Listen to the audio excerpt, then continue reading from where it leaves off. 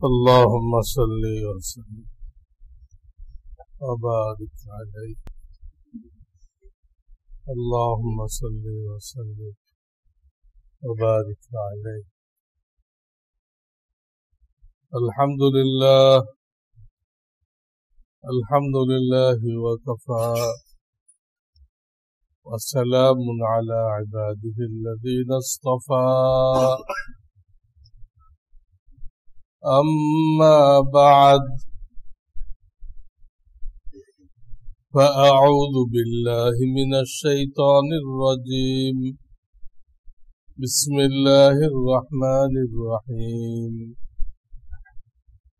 يا أيها الذين آمنوا اتقوا الله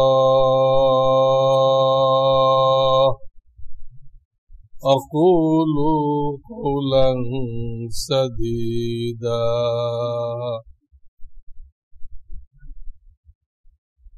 وقال النبي صلى الله عليه وسلم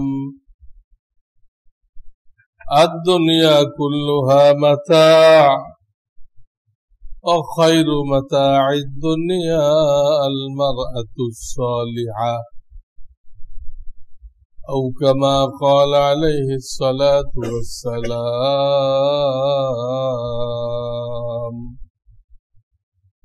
الحمد لله. बुजुर्गान मोहतरम,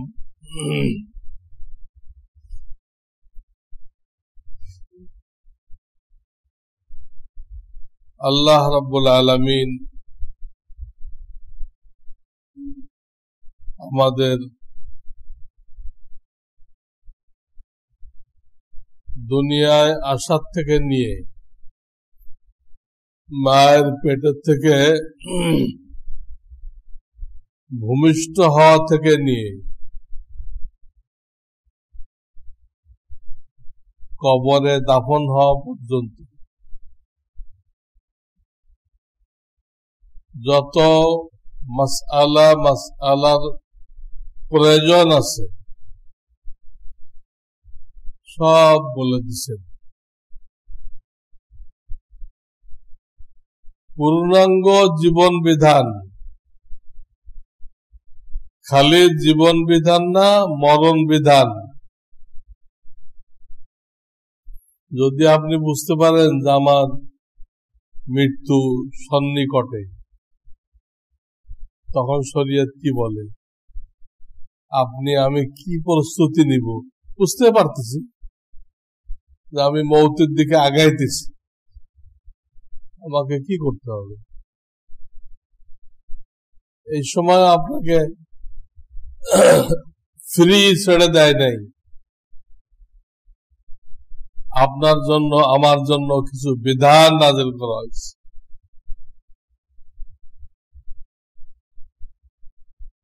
তাড়াতাড়ি কি করতে হবে, মাথা কোন দিকে, পাও কোন দিকে, কোন কাতে শুইতে হবে, কি পড়তে হবে, আল্লাহ রাব্বুল আলামিন সব শিখাই দিয়েছে। যদিও আমভাবে বলা হয় ইসলাম পূর্ণাঙ্গ জীবন বিধান, কিন্তু আমি বলি শুধু জীবন বিধান না, জীবন বিধানও মরণ বিধানও, মরণের বিধান এখানে আছে। কোনো কিছু আমাদের ইচ্ছা মতো, আমাদের বুঝ মতো, আমাদের ধারণা মতো করার সুযোগ নেই। অনেকেই একটা ধারণা করে এটাই তো ঠিক, এটাই ইসলাম হবে, এই ধারণা করে ওটা করে ফেলে। এইভাবে তারা জিন্দেগি পার করে দিচ্ছে। মুসলমানের উচিত ছিল যারা আলেম না, মুফতি না, তারা বারবার মুফতিদের কাছে যাবে, যে বিভিন্ন সমস্যা তুলে ধরবে, হুজুর এই সমস্যা, এটা সামনে আসছে, আমার ব্যাপারে শরীয়তের কি বিধান, বারবার আসবে। অথচ অধিকাংশ মুসলমানকে দেখা যেতেছে তাদের পুরা জিন্দেগিতে একবারের জন্য আশা পড়তেছে না, তার কোনো মাসলার দরকারই লাগতেছে না। মাসআলা তো লাইট, যার কাছে ইলম নেই, কোরআন সুন্নাহর ইলম নেই, সে তো অন্ধকারে। অন্ধকারের এই লোকটার জন্য সর্বমুহূর্তে আলো দরকার,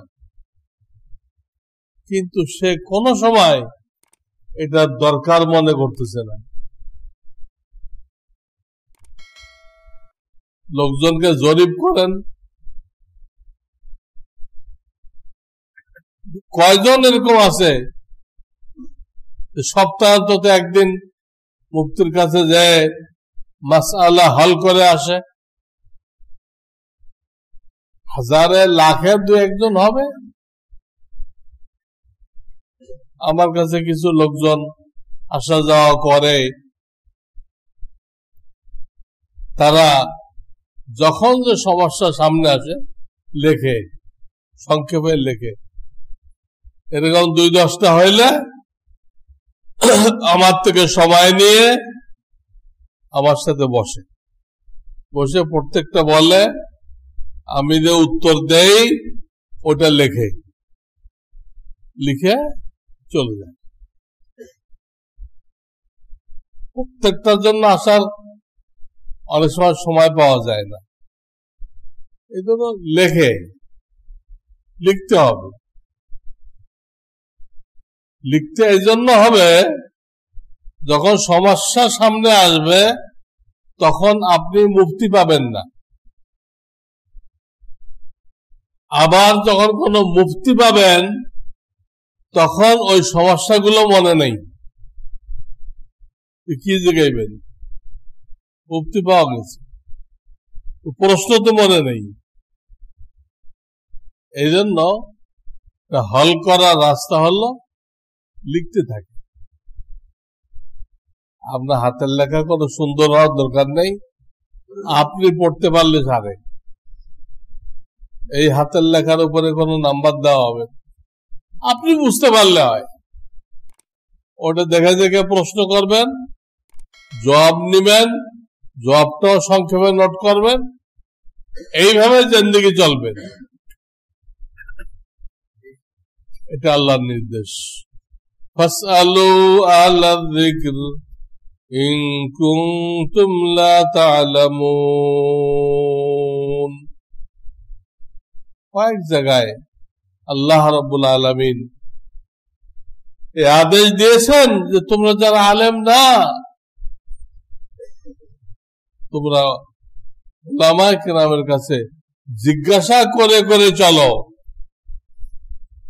আমার পীর ও মুর্শিদ হযরত মাওলানা শাহ সৈয়দ আবরারুল হক নব্বরাল্লাহু মারকাদাহু, তিনি বলতেন, তোমাদের সবকিছু কোন আলেমের কাছে পেশ করো, সবকিছু।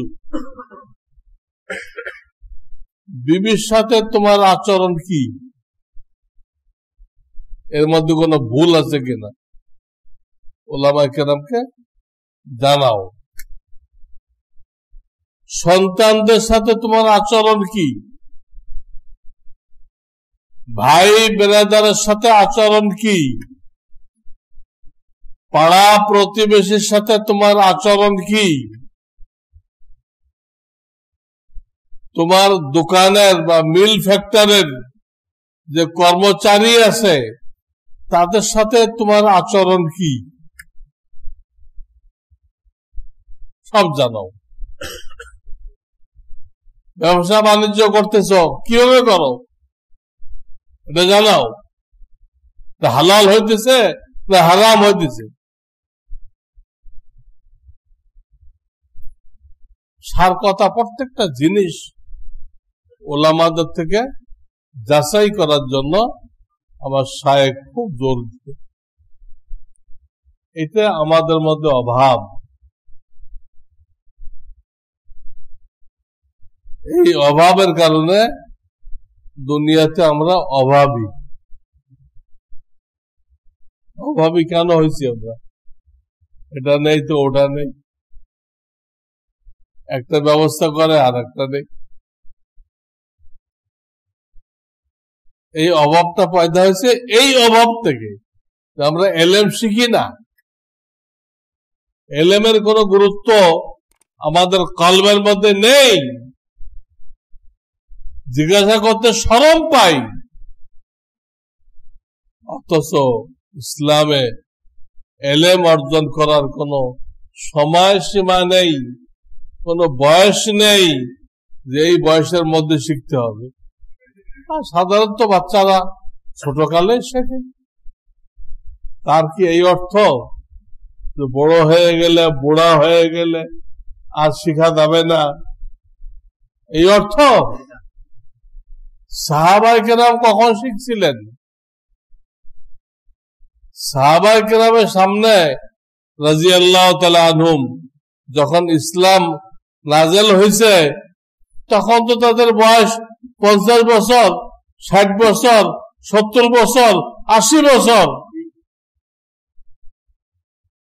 তারা তো ছোটকালে শেখে নাই, তারা বুড়া বয়সে শিখছে। শিখে দুনিয়ার শ্রেষ্ঠ মানুষ হয়েছে, স্বর্ণ মানুষ হয়েছে। যে বলা হয়েছে একজন সাহাবী যিনি ঈমানের সাথে এক মুহূর্তের জন্য আল্লাহ রাসূল সাল্লাল্লাহু আলাইহি সাল্লামকে দেখেছেন, এক মুহূর্তের জন্য আল্লাহ রসুলকে দেখেছেন। কিয়ামত তক যত ওলি গস কুতুব আবদাল আসবে, কিয়ামত তক সবাই যদি এক পাল্লায় রাখেন, আর এক মুহূর্তের জন্য যিনি রসুলকে দেখছেন, রসুলের সোহবতে গেছেন, তাকে আর এক পাল্লায় রাখেন, তো সাহাবাওয়ালা পাল্লা ভারী হয়ে যাবে। তাদের কোন রকম সমালোচনা করা আমাদের জন্য হারাম, হারাম। নবীজি বলেছেন সাল্লাল্লাহু আলাইহি সাল্লাম, তোমরা যদি কাউকে দেখো আমার সাহাবায়ে কেরামের দোষ চর্চা করতেছে তো লানত দাও, লানত।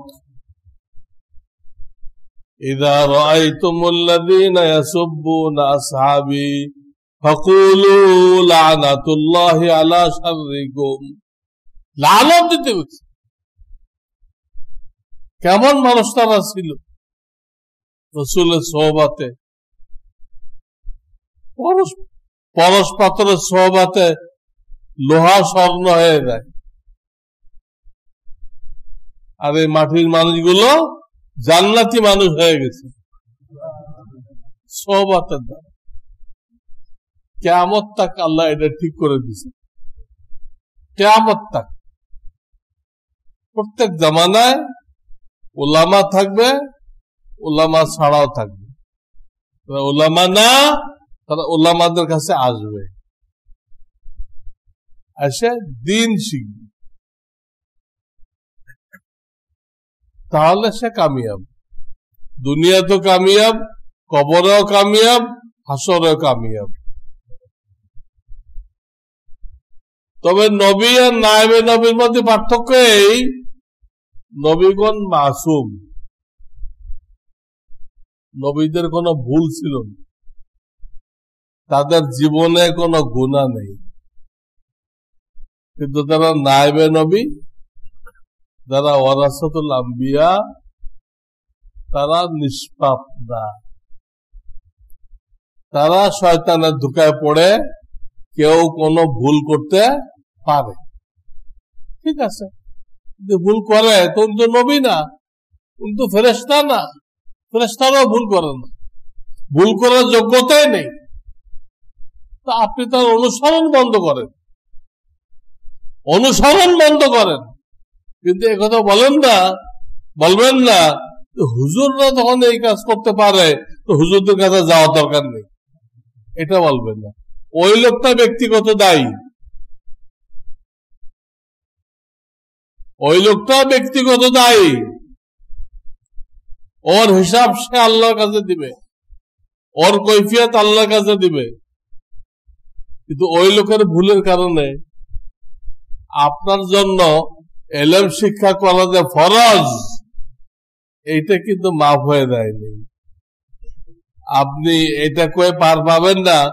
আল্লাহ যখন কিয়ামতের ময়দানে জিজ্ঞাসা করবে, আমি তো এলেম শিক্ষা করা ফরজ করে দিয়েছিলাম, তুমি সেখানে কেন?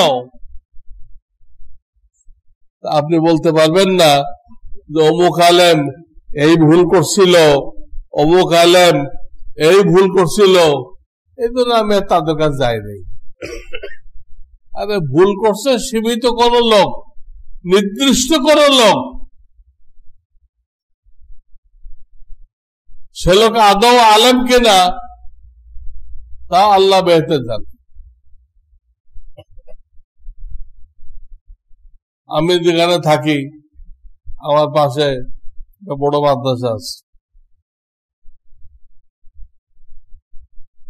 এই মাদ্রাসা যে প্রতিষ্ঠা করছে ওই বিচারে তো মারা গেছে।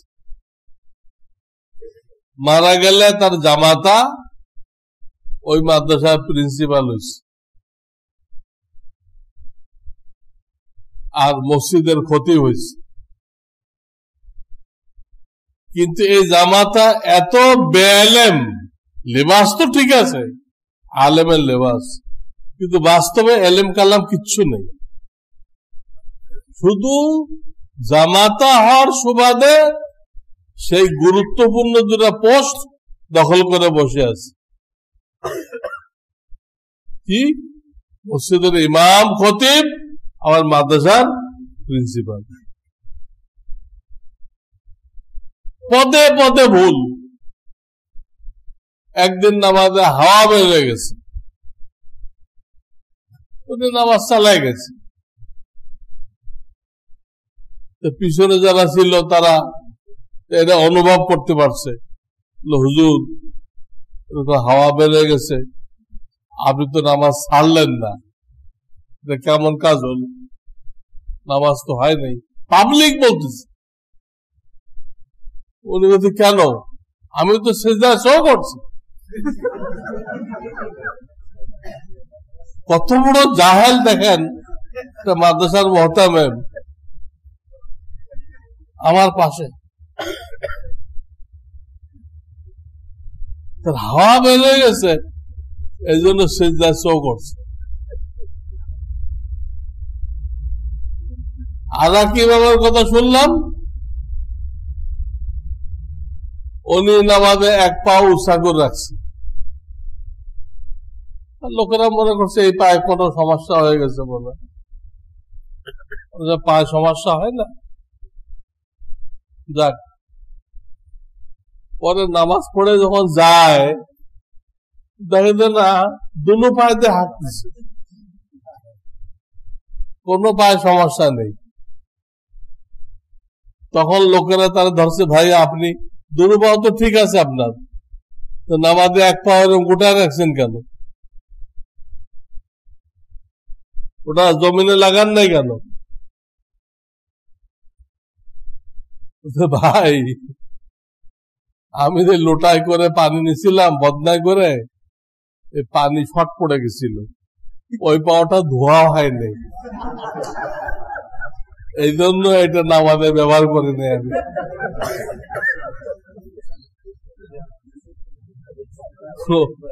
ওই পাওয়াটা ধোয়া হয়নি, এই জন্য নামাজে ব্যবহার করেনি। এই টাইপের লোক তো রাজধানীতে ইমামতি করতেছে, রাজধানীতে। আপনার পাশে এক মসজিদ বহুদিন খতিবগিরি করে গেছে, এক লাইন মাদ্রাসা পড়ে নেই, খতিবগিরি করে গেছে। ওই এক মসজিদের কালেকশন করতো মাইক দিয়ে কালেকশন করত। কালেকশন করতে করতে সে বক্তা হয়ে গেছে। এটা ওই মসজিদ আল্লাহরা তার বক্তৃতা পছন্দ করছে। কমিটি যদি কাউকে নিয়োগ দেয় তো এরকমই হয়। নিয়ম হলো, কমিটির দায়িত্ব হলো কিছু ভালো আলেম রাখা, যারা উলামায়ে কেরামকে পরীক্ষা নিতে পারে। তারা পরীক্ষা নিলে এই ওষুধ বিক্রেতা, এই কালেকশন করেওয়ালা এইগুলো খতিব রাখবে। এই লোকটা এক লাইন মাদ্রাসা পড়ে নাই, এই পাশে এক মসজিদে, আমি নাম বলবো না, আমি এক জামানা ছিলাম সেখানে, এখানে খতিবগিরি করে গেছে। সে আমার বক্তা ছিল। তো তার ড্রাইভার বলতেছে উনি তো অনেক সময় ফজরের নামাজও পড়ে না। দেখেন, রাজধানীর খতিব এক লাইন পড়ে নাই, নামাজও পড়ে না। ড্রাইভার ছিল, হুজুর আপনি হুজুর মানুষ, আপনার বয়ান শোনেন লোকেরা, আপনি ফজর পড়েন না কেন? ভাই তুই বুঝবি না, আমি জেহাদের ময়দানে আছি। জেহাদের ময়দানে আল্লাহ রাসূল নামাজ কাজা করছিল। উহুদের ময়দানে, ইসের ময়দানে, কিসের ময়দানে? খন্দকের ময়দানে আল্লাহ নবীও নামাজ কাজা করছিল। সেটা আমার জন্য জায়েজ আছে, আমার ফতোয়া দিচ্ছে এটা। কোন জিহাদের ময়দানে আছে? এইসব লোক খতিব, বেয়ালক, বেএলেম, জাহেল, খালি গলাবাজি আছে। বাংলাদেশে গলাবাজির খুব দাম। গলাবাজি করে আপনি একটা দেশ কায়েম করতে পারেন। গলাবাজি করে কত লোক পুরা দুনিয়া বাংলাদেশকে মাথায় ফেলছে। পরে এক ঘটনায় ধরা পড়ে গেছে, কিন্তু আলেমে না, শয়তানের থেকে বড় শয়তান। অথচ সেই ঘটনার আগে সারা বাংলাদেশ তার পক্ষে। তার নাম শুনলে সাথে সাথে 1 লাখ লোক জমা হয়ে যায়। শুধু গলাবাজি, না এলেম আছে না আমল আছে। নাউযুবিল্লাহি মিন যালিক। এই জন্য আপনারা চিনবেন না, আপনারা অন্যান্য উলামায়ে কেরামকে জিজ্ঞাসা করেন, করে যার ব্যাপারে ভালো মন্তব্য পান, না ওনার এলেমও আছে আমলও আছে, এমন একজনকে খুঁজে বের করেন এবং তাকে ফলো করেন। এইটাই কিন্তু এই যে শাওয়াল মাস চলতেছে, আজকে শেষ হয়ে যেতে পারে, আজকে শেষ না হলে কালকে শেষ হবে। এই শাওয়াল মাসের শিক্ষা এটা। শাওয়াল মাস এত সম্মানী কেন? যে এই মাসের নফল রোজা, এটা রমজানের ফরজ রোজার সমান সওয়াব পাইতেছে। কারণ এই মাসে 6টা রোজা রাখলে ওটা রমজানের 30-এর সাথে মিলানো হয়। 30 আর 6 36। তো এই 36 দিন রোজা রাখলে সে পুরা বছর রোজা রাখলো। অথচ 36টা সপ্তাহ রমজানে রাখে নাই, এই মাসে রাখছে 6টা কি শাওয়ালে রাখছে। তো রমজানের সমান মর্তবা পাইল কিভাবে? ওই যে রমজানের সাথে লেগে আছে, রমজানের সোহবতে আছে, এই সোহবতে এই মাসকে এত দামি বানাই দিছে, এত মূল্যবান বানাই দিছে। সোহবত। মাওলানা শামসুল হক ফরিদপুরি রহমাতুল্লাহ এই কথাটাই বলতেন, সঙ্গ গুণে রঙ্গ ধরে। এই জন্য আল্লাহ আল্লাহদের সোহবত, দিন আসার এটা একমাত্র লাইন। ইন্টারনেট ইত্যাদি দিয়ে বই পুস্তক দিয়ে জানা যায়, ওটা আমলে আনা যায় না। কিন্তু একই সাথে এলেমও হবে, আমলও হবে। এর রাস্তা হলো সোহবত। আল্লাহর হুকুম আকাম সম্পর্কে জানাও হবে, আবার সেটা আমলেও আনা যাবে। এর রাস্তা কি? সোহবত। সাহাবায়ে কেরাম এইভাবে এলেম শিখছিলেন। তারা বই পড়ে শেখেন নাই, ইন্টারনেট তো ছিলই না তখন, ওগুলো থেকে শেখেন নাই। আর ওগুলোতে যারা নাকি মসলা মাসাইল দেয় সবই ওই আহলে হাদিস বাতিল ফেরকার বসে। বাতিল ফেরকা, আমি আগেও বলছি, আমির হামজা একজন বহুত বড় বক্তা, সে মানুষকে মুতাজিলা বানাইতেছে। বাতিল ফেরকা আজহারি বহুত বড় বক্তা, তার নাম শুনলে সব লোক জড়ো হয়ে যায়। সে আহলে হাদিসের রস করে, অথচ তার রস শোনার জন্য সব পাগল। এটা বোঝার যোগ্যতাও নেই যে লোকটা কি, আমি তো হানাফি মাযহাব, আমার মাযহাবের রস করতেছে না চার মাযহাবের বাইরে পঞ্চম বাহিনী রস করতেছে। এটা বোঝার যোগ্যতা পাবলিকের নেই। তার যোগ্যতা কি? ওদের ফাঁকে ফাঁকে ইংরেজি বলতে পারে, এবং তার বইতেও সে লিখছে, মেসেজ বইতে, যে একজন খতিবকে ইংরেজিতে খুব পারদর্শী হইতে হবে, এক্সপার্ট হইতে হবে। অথচ ওলামায়ে কেরাম নবীর ওয়ারিস, কোন নবী তো ইংরেজিতে এক্সপার্ট ছিল না। তুমি এটা শর্ত দিলা কিভাবে?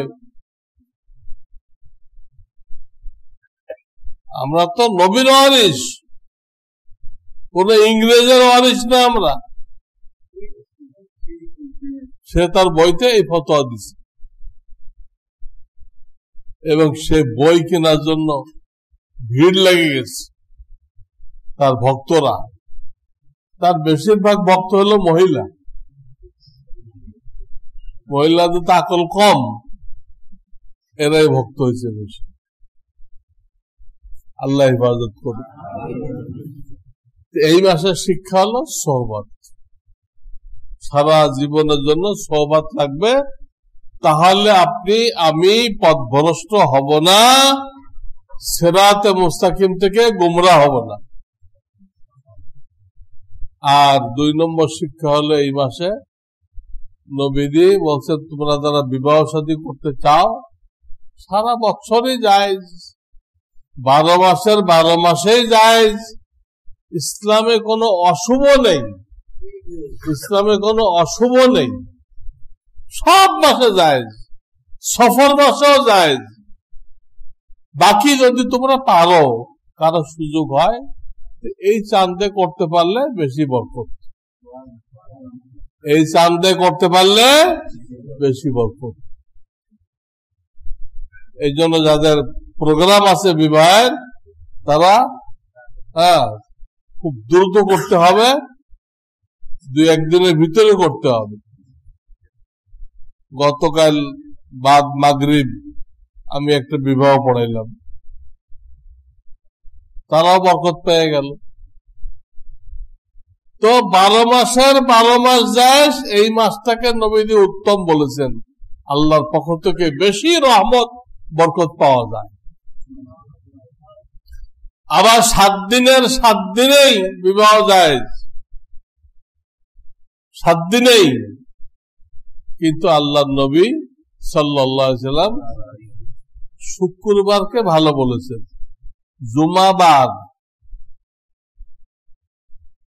শুক্রবারকে আলেম ওলামারা বলে জুমাবার, এটা ফজিলত।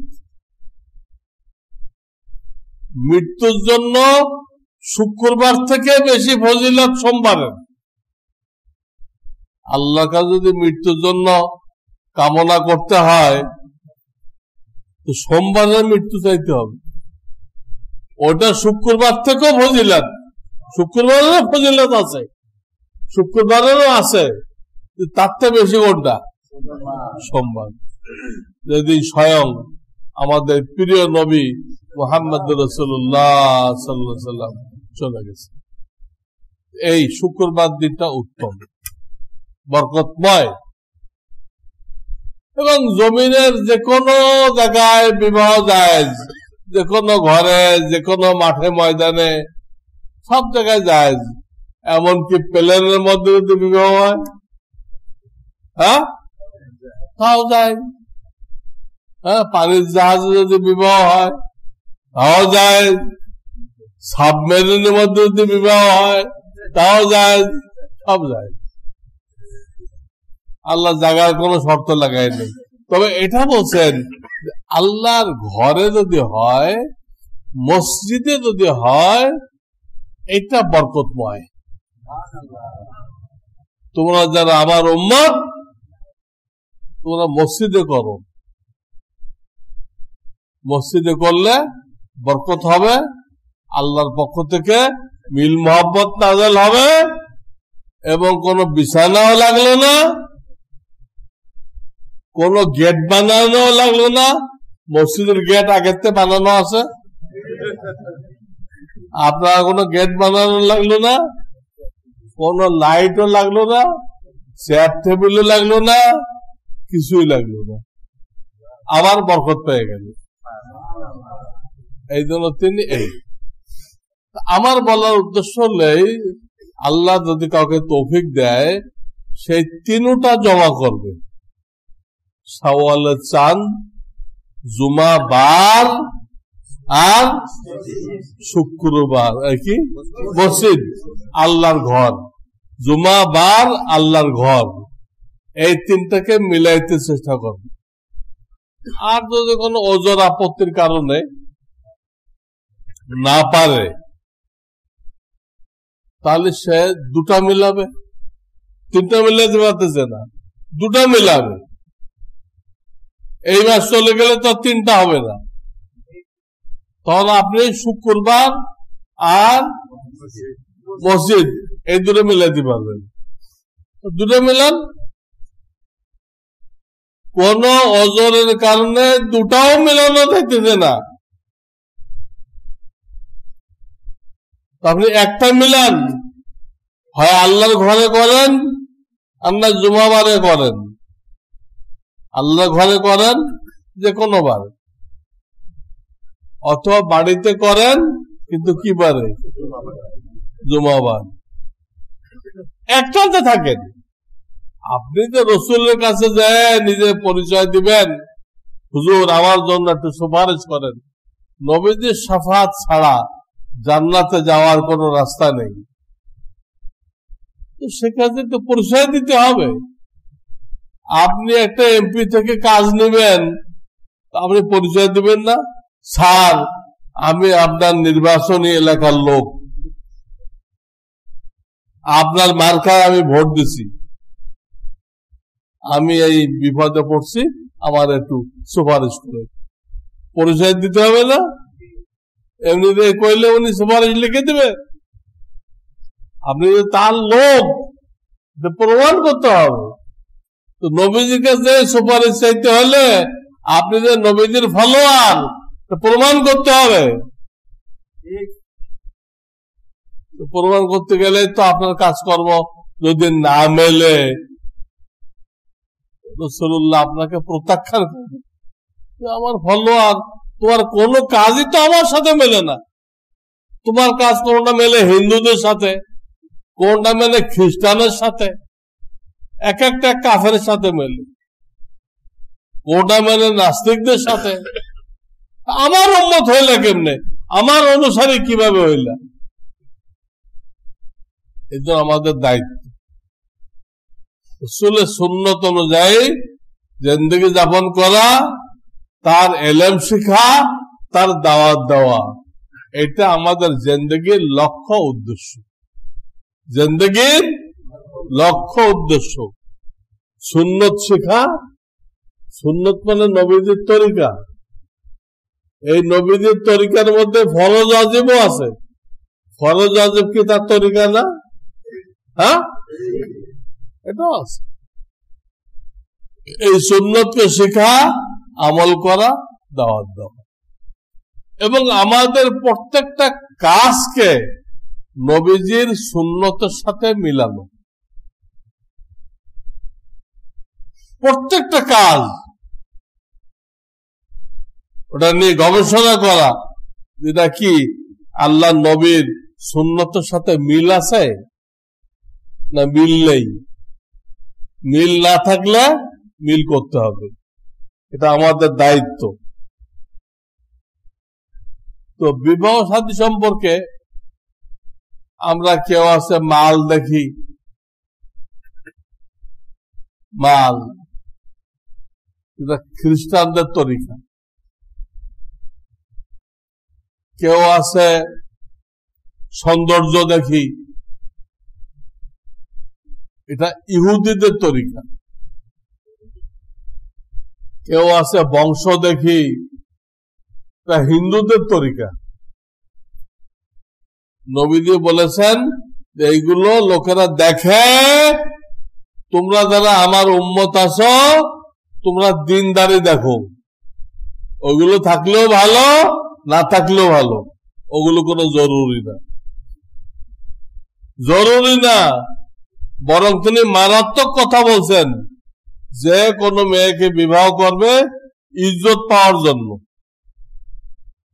যে উনি মন্ত্রীর মেয়ে, এর বিয়ে করলে আমার খুব ইজ্জত হবে, লোকেরা আমারে খুব দাম দিবে, এই নিয়ে বিয়ে করবে ইজ্জত পাওয়ার জন্য। আল্লাহ তাকে নিজে হাতে বেইজ্জত করে দিবেন। কেউ যদি মাল দেখে বিবাহ করে, এখানে বিবাহ করলে অনেক মাল পাওয়া যাবে, তো আল্লাহ তাকে ফকির করে দিবে। সৌন্দর্য দেখে বিয়ে করলে আল্লাহ ওই সৌন্দর্য নষ্ট করে দিবেন। আরে একটা জল বসন্ত হলে সৌন্দর্য শেষ, আর একটা ব্ল্যাক ফাঙ্গাস হলে তো জীবন শেষ। ব্ল্যাক ফাঙ্গাসে মরতেছে না আমাদের বন্ধু রাষ্ট্র আল্লাহরা, ব্ল্যাক ফাঙ্গাস, চেহারা কালো হয়ে যায়। আল্লাহ হেফাজত। এগুলো দেখতে মানা করছেন, দেখো আল্লাহ ভক্ত কিনা, নামাজি কিনা, এটা দেখতে বলছে। আর একটা কথা বলছেন, মেয়েরা অভিভাবকের সহযোগিতায় বিবাহ বসবে, অভিভাবককে নিয়ে বিবাহ বসবে। কিন্তু ব্রিটিশ শাসনের বিস্ফল, ব্রিটিশ যে 200 বছর শাসন করে গেছে, তার বিস্ফলেই এখন আমাদের ছেলেরা মেয়েরা বিবাহ করতেছে, অভিভাবক লাগে না, ওই কোর্টে দেয় চুপচাপ বিয়ে করে ফেলতেছে। কত বেহায়া, কত নির্লজ্জ, কত নির্লজ্জ এই করতেছে। আপনাকে জিজ্ঞাসাও করতেছেন,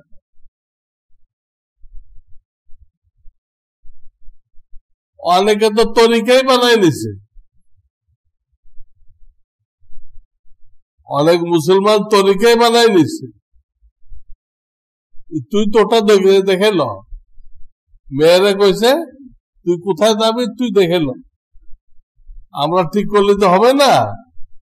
আমরা ঠিক করবো এক জায়গায়, তুই ঠিক করবি আর এক জায়গায়, তোরটা তুই দেখে ল। আর এটা সিস্টেম হয়ে গেছে। বাপের দায়িত্ব তার মেয়ে জামাই ঠিক করবে, বাপ খালি একটু অনুষ্ঠান করে পাঠাই দিবে।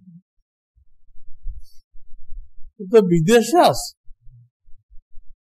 বিদেশে মেয়েরা ছেলে ঠিক করে, 18 বছরে বাপেরা বের করে দেয়,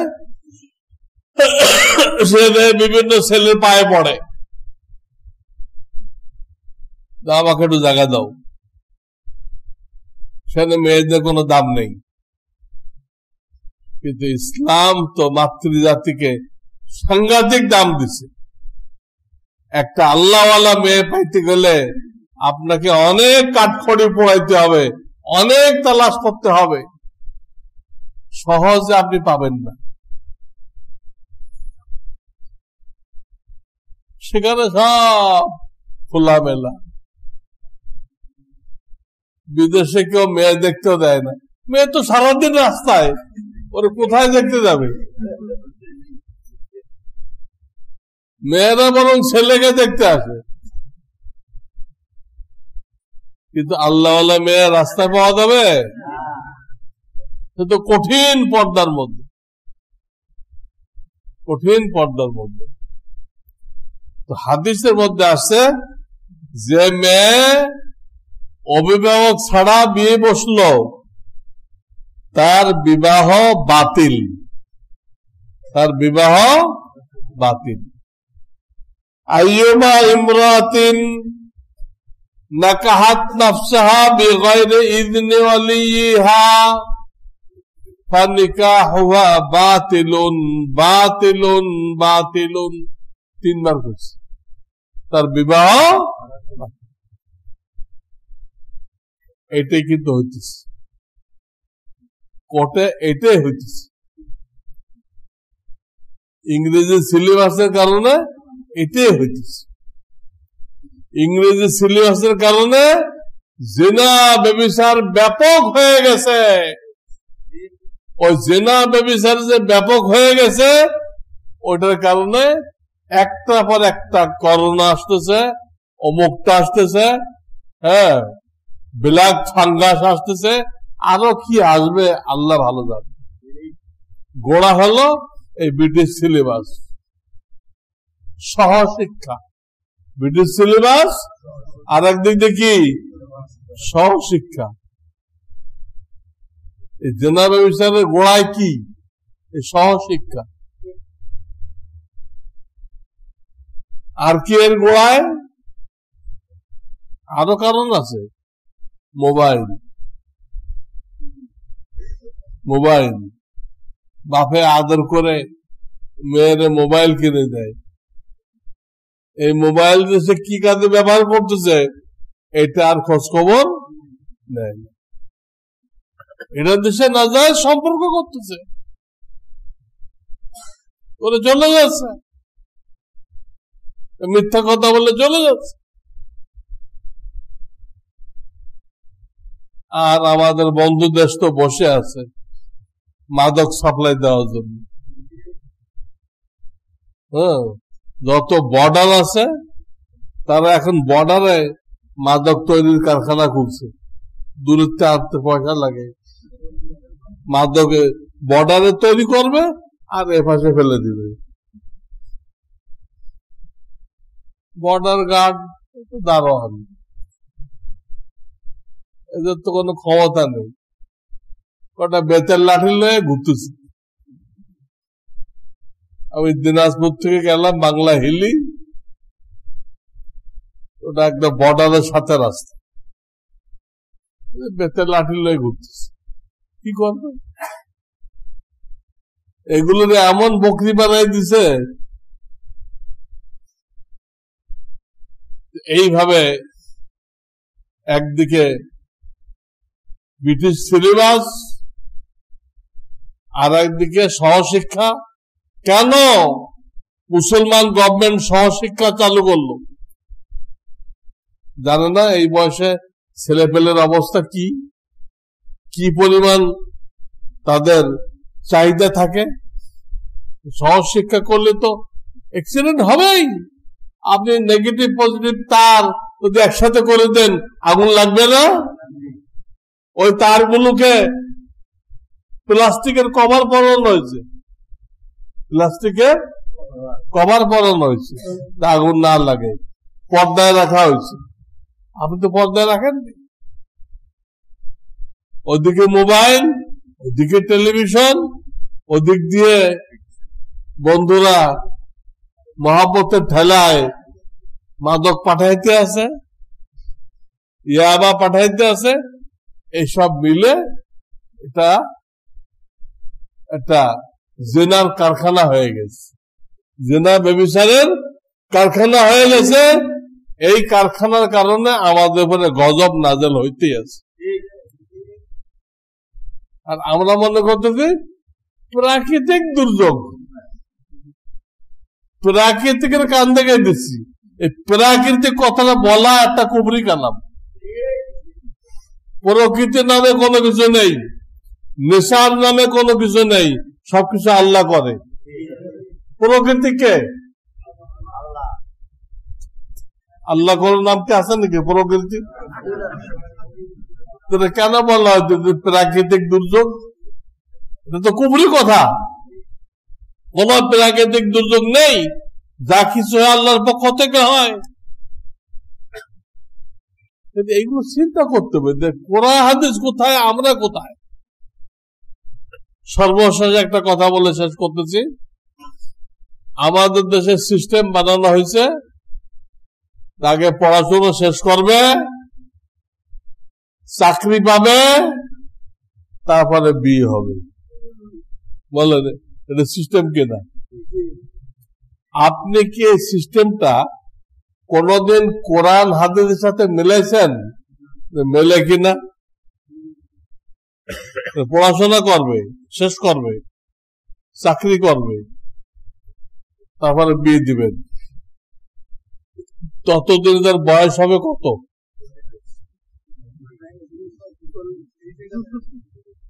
বয়স হবে কত? 30-এর কম তো না,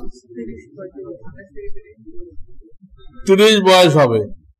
অথচ হাদিস কি বলে? তোমাদের ছেলে মেয়ে যখন বালেগ হয়ে যায়, তখন তোমরা বিলম্ব না করে তাদের বিবাহ শাদীর ব্যবস্থা করো। প্রত্যেক বাপ মাকে আল্লাহ দায়িত্ব দিচ্ছেন, তারা বালেগ হয়ে গেলে তাদের বিবাহ শাদীর ব্যবস্থা করো। এটা ইবাদত, সবের কাজ।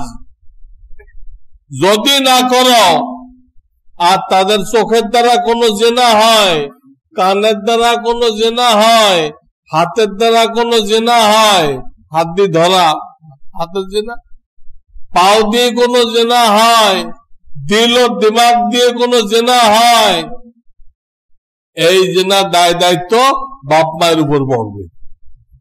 কানা ইসমুহু আলা আবি, হাদিস কি? কানা ইসমুহু আলা আবিহি, সে গুনাহ দায় দায়িত্ব বাপ মায়ের উপরে। তাহলে আপনারা যারা ছেলে পেলে স্কুলে পড়াইতেছেন, একজনের তো বেহেশতে যাওয়ার আশা নেই। ছেলে পেলে যে গুনাহ জমা করে আপনার কান্দা দিচ্ছে, আপনি এটাকে কৈফিয়ত দেন, জান্নাতে কি দেবেন? জান্নাতে যাওয়া তো রাস্তায় থাকতেছেন। এই সিস্টেমটা কোরআন হাদিস সম্মত না, মেলে না। গুনাহ হবেই, জিনা ব্যভিচার হবেই, আর ওই দায় দায়িত্ব বাপ্পার উপর। এই জন্য নিয়ম হলো, বালেগ হয়ে গেছে, ছেলে হলে 20 থেকে 25 বছরের মধ্যে বিয়ে দিয়ে দিবে, পড়াশোনা হোক বা না হোক। মেয়ে হলে এই 16 থেকে 18-20 বছরের মধ্যে বিয়ে দিয়ে দিবেন, পড়াশোনার ধার ধারবেন না। বালেগ হওয়ার 2-1 বছর পরেই বিয়ে দিয়ে দিবেন। এনজিও গুলো ঝেঁটিয়ে এদেশ থেকে তাড়ানো দরকার। এই খবিজ গুলো আইন বানাইছে, 18 বছর লাগবে, 18 বছর লাগবে। তোমরা কে? তোমরা আসতো 7 সমুদ্র 13 নদী পার হয়ে লন্ডন আমেরিকা থেকে, তোমরা এদেশে আইন বানানোর কে? 18 বছর লাগবে। আমাদের মাননীয় প্রধানমন্ত্রী কইছিল না 16 বছর হলেও হবে, পরে তারা হাউ খাওয়া আরম্ভ করে দিচ্ছে। এনজিওরা, তাদের দালালরা হাউ খাওয়া আরম্ভ করে দিচ্ছে। প্রধানমন্ত্রীর কথাও মানতে রাজি। প্রধানমন্ত্রী দেখাইছে বিভিন্ন দেশে তো 16 বছর হয়, কোথাও 14 বছরে হয়, তাহলে আমাদের 18 বছর লাগবে কেন? উনি আইনের পক্ষে না, গলত আইন। সে বালেক হয়েছে 14 বছরে কি 15 বছরে, তখন থেকে তার শরীরের চাহিদা এটা। তাহলে এতদিন পর্যন্ত বসে থাকবে সে? যদি আপনি বিবাহ না দেন, উল্টা পথে যাবে, গলত পথে যাবে। এই জন্য এটা ঠিক না। আপনি শরীয়ত মতো চলেন। রইল খাবে কোত্থেকে? আল্লাহর হাবিব কইছেন যে 2 জনের খানা 3 জনের জন্য যথেষ্ট, 3 জনের খানা 4 জনের জন্য যথেষ্ট। তো খাবে কোত্থেকে? আল্লাহ রসুল বলেই দিতে খাবে কোত্থেকে। এবং এতে বরকত হবে, আপনার সংসারে বরকত হবে, এবং ছেলের মায়ের জন্য সহজ হবে। ছেলের মা সংসারের ঘানি টানতেছিল, তখন একটা মেয়ে বাইরের থেকে আসলো পুত্রবধূ হিসেবে, তো শাশুড়ি কাজ কমলো না? সেটা আরামে থাকবে না? আরামেও থাকবে। আর যদি একান্ত বাপে না খাওয়ায়, তো ছেলের টিউশনি করে খাওয়াইবে। টিউশনি পাওয়া যায় কিনা দুনিয়াতে? টিউশনি করে খাওয়াইব। তবুও নিজেকে কি করবে? গুনার থেকে বাঁচাবে। মূল কথা হলো গুনার থেকে বাঁচাইতে হবে, গুনার থেকে বাঁচাইতে হবে। কথা তো অনেক, আমি কয়েকটা কথা বললাম যেগুলো কোরআন হাদিসের সাথে আমাদের কাজ মেলে না। আমাদের কাজগুলো সব কি কোরআন হাদিসের বিরুদ্ধে। তাহলে কেমনে শান্তির আশা করি, কেমনে ইজ্জতের আশা করি, কেমনে কবর আযাব থেকে মাপ পাওয়ার আশা করি? আমাদের কাজ তো মেলে না। আল্লাহ রসুল যে তালিম দিচ্ছেন, ওই তালিমের সাথে মেলে না। আল্লাহ আমাদেরকে বুঝবার তৌফিক দান করেন। ওয়া আখিরু দাওয়ানা আনিল হামদুলিল্লাহ।